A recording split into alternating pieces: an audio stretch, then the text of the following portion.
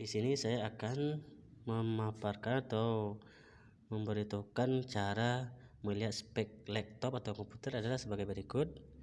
Yang pertama, kita tekan tombol window bersamaan dengan R, terus kita ketik huruf D X diak, lalu tekan enter.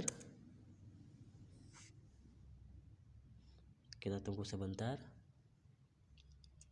Nah, ini sudah jelas di sini dengan prosesor Core 5i5 dan RAM 12 GB.